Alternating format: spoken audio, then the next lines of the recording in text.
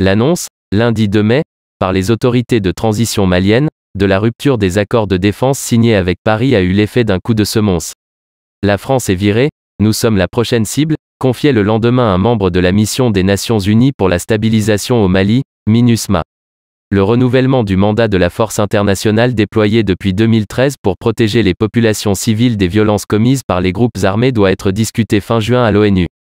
D'ici là, les quelques 14 000 soldats, policiers et civils qui la composent redoutent de devenir les nouveaux boucs émissaires de Bamako, selon la même source. Un grand rassemblement, pour dire non au renouvellement du contrat de la MINUSMA, et soutenir les opérations des FAMA, forces armées maliennes, est prévu dans la capitale malienne le 13 mai, à l'initiative du collectif de défense des militaires, CDM.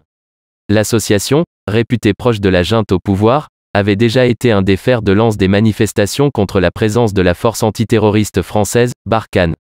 Prise à partie dans l'opinion, la MINUSMA a également vu se réduire ses conditions d'accès au terrain ces derniers mois. Depuis le début de l'année, chaque patrouille aérienne et terrestre est désormais soumise à la délivrance par Bamako d'une autorisation spécifique qui doit être réclamée entre 48 heures et 72 heures à l'avance. Auparavant, une simple autorisation mensuelle, valant pour toutes les patrouilles, suffisait. Bamako souffle le froid, mais aussi le chaud. Les raisons invoquées pour justifier ces restrictions imposées aux casques bleus restent floues. Au sein du gouvernement, certains, comme le Premier ministre Choguel Maïga, ont déjà accusé des avions de la MINUSMA de venir espionner les bases militaires maliennes, comme il l'avait dénoncé face à la presse le 18 février dans une vidéo publiée sur les réseaux sociaux. Bamako souffle le froid, mais aussi le chaud.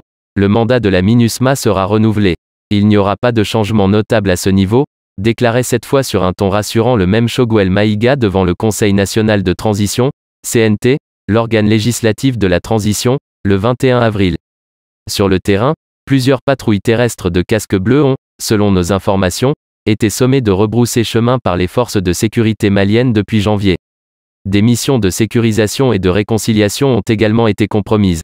Fin avril, un civil, blessé alors que son camion venait de heurter une mine sur une route en direction de Tombouctou, au nord du pays, a bien failli payer de sa vie les nouvelles règles imposées par la junte. Il allait mourir et il fallait l'évacuer d'urgence en hélicoptère. Mais l'autorisation a mis beaucoup de temps à être accordée, souligne une source onusienne.